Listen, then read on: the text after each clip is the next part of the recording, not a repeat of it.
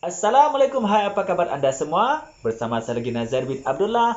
Pada perkongsian kali ini saya akan kongsikan kepada anda semua bagaimanakah cara kita menanam pokok bunga kertas ataupun pokok bunga bougainville hasil daripada dongkelan ataupun galian. Baiklah teman-teman ya, sekiranya anda ingin mengetahui apakah tips ataupun cara yang saya akan kongsikan kepada anda dalam perkongsian saya pada kali ini, pastikan anda terus bersama saya hingga selesai. Oke? Jom kita teruskan.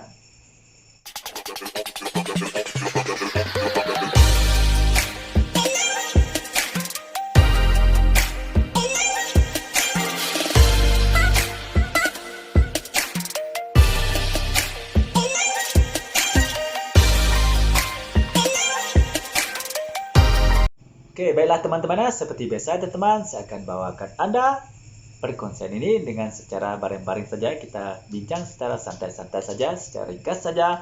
Namun demikian, saya masih lagi mengkongsikan dengan anda semua berkaitan dengan pokok bunga kertas ataupun pokok bunga bougainville. Oke, baiklah teman-teman ya. Untuk perkongsian kali ini, saya akan kongsikan kepada anda beberapa cara ataupun tips yang anda boleh lakukan, terutamanya anda ya, seorang peminat pokok bunga kertas dan ingin menjadikan pokok bunga kertas sebagai bahan bonsai ataupun bonsai anda.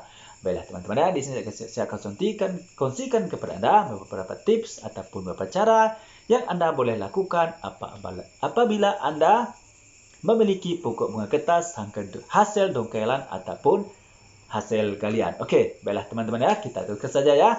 Okey, yang pertama teman-teman, apa yang anda perlu lakukan adalah pemilihan pasu. Ini adalah sangat penting ya teman-teman ya, sekiranya anda ingin menanam pokok bunga kertas hasil dongkelan ataupun hasil galian. Pasu. Okey, apa yang dikatakan pasu ya teman? Ya, pasu adalah tempat kita meletakkan pokok bunga kertas kita nanti untuk kita menanam ya. Apa yang penting di sini teman-teman? Pastikan anda memiliki pasu yang besar. Okey, ini tergantung juga ya teman, tergantung kepada berapa saiz pokok bunga kertas hasil dongkelan ataupun galian anda. Okey, sekiranya besar, anda memerlukan pasu yang lebih besar. Okey, sekiranya kecil, anda menggunakan pasu yang kecil sedikit. Okey, yang paling penting teman-teman ya, apa yang perlu anda lakukan kepada pasu itu ataupun apa yang anda perlu pastikan kepada pasu tersebut ialah ataupun pot tersebut ya teman, pastikan pasu atau pot tersebut memiliki lubang yang besar. Okey, itu yang paling penting, lubang. Lepas tu, pastikan pot ataupun pasu tersebut memiliki lubang yang banyak.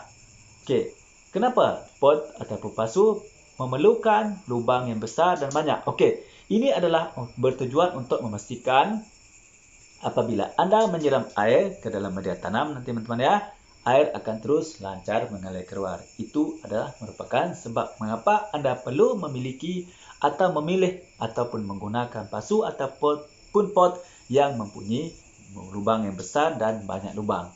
Karena teman-teman ya, sekiranya anda menggunakan pasu yang tidak mempunyai banyak lubang atau mempunyai lubang yang kecil saiznya, ini boleh menyebabkan air bertakung atau terkandung dalam media tanam dalam pasu anda menjadi terlalu basah. Apabila media tanam di dalam pasu anda terlalu basah ya teman, ini boleh menyebabkan pokok bunga kertas anda boleh menjadi stres. Apabila stres, ini akan mengakibatkan pokok anda akan mati. Okey, ataupun layu kerana pokok bunga kertas memang tidak sesuai berada dalam keadaan media yang terlalu basah, tetapi dia sangat suka kepada media tanam yang dalam keadaan lembap saja. Okey, boleh tak ikut sampai setakat ini? Okey, itu yang pertama. Okey, perkara yang kedua ialah anda perlu mesti pandai memilih media tanam, pemilihan media. Okey, untuk pokok bunga kertas ya teman-teman ya, pastikan anda memilih media tanam seperti berikut. Ini adalah beberapa media tanam yang sangat sesuai anda boleh gunakan apabila anda ingin menanam pokok bunga kertas ya. Ini tidak kira teman sama ada pokok bunga kertas itu hasil dongkelan, hasil stek ataupun hasil lain-lainnya. Okey, teman-teman ya. Okey, untuk hasil dongkelan ini, okey di sini kita sangat digalakkan ya teman-teman anda untuk menggunakan 3 jenis bahan media ini. Okey, yang pertama ialah anda perlu menggunakan pasir kasar.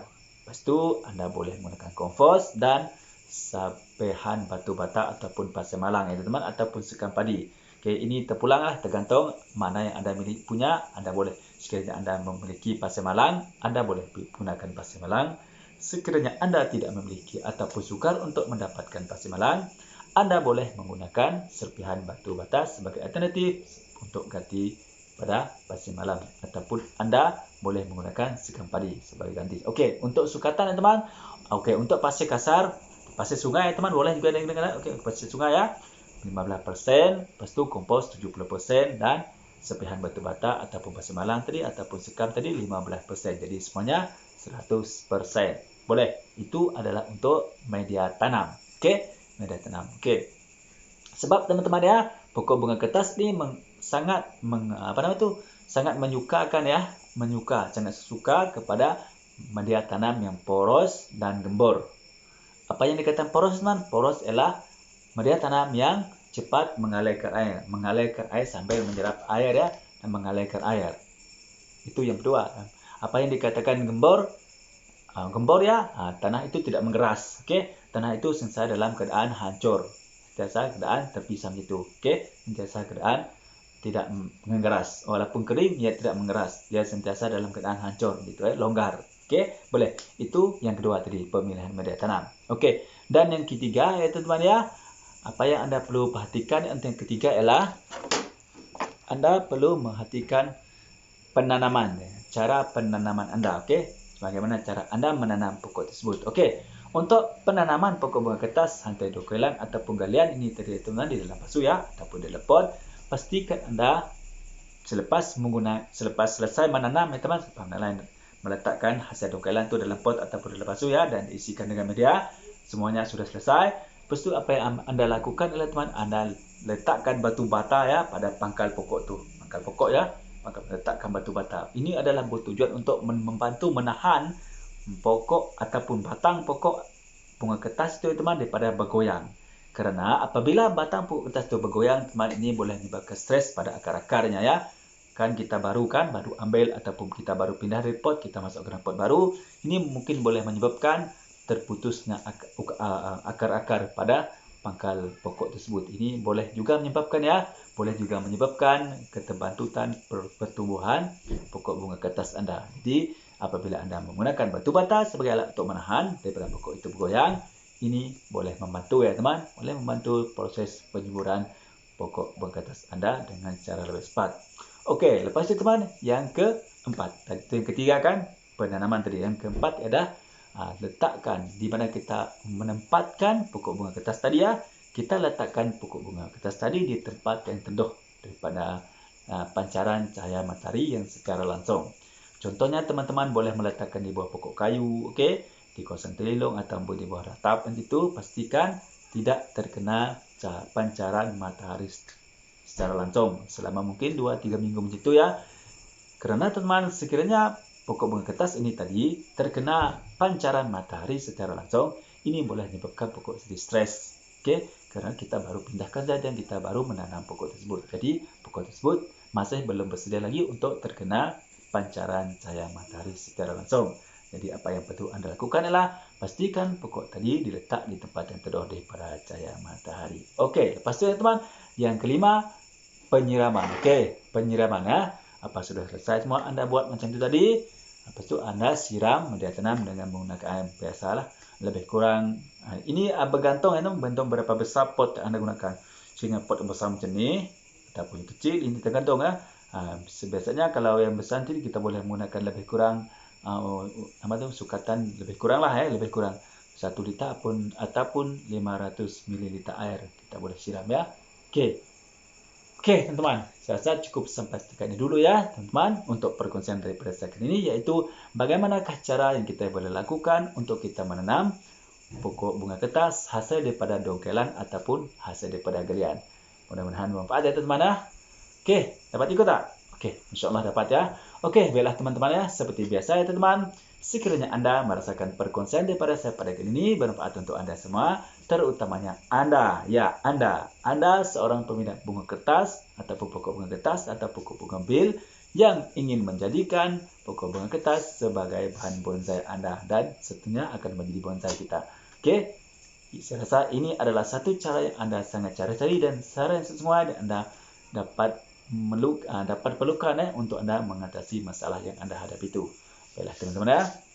Seperti biasa teman, sekiranya Anda merasakan perkongsian daripada saya ini bermanfaat untuk Anda, sila klik tombol subscribe dan tekan tombol lonceng supaya Anda menjadi orang yang pertama sekali akan dapat mengikuti perkongsian terbaru daripada channel saya ini, terutamanya berkaitan dengan alam perbonsaian. Baiklah teman-teman, bagi Anda tuh yang masih lagi belum subscribe ya teman, silalah subscribe ya, karena subscribe itu sangat gratis, gampang dan mudah.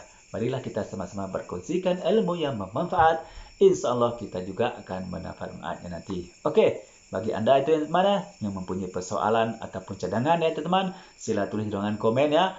Insya Allah saya akan menjawab pertanyaan Anda. Dan sekali lagi teman, saya mengucapkan terima kasih kepada Anda semua karena sudi mengikuti perkongsian saya pada kali ini dari mulai hingga selesai.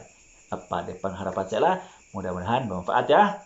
Baiklah teman-teman, seperti biasa teman, masih lagi dalam gelombang COVID-19 ya. Yang penting ingat tuh, kita jaga kita. Jangan keluar rumah jika tidak ada keperluan. Keluar saja sekiranya Anda memerlukan.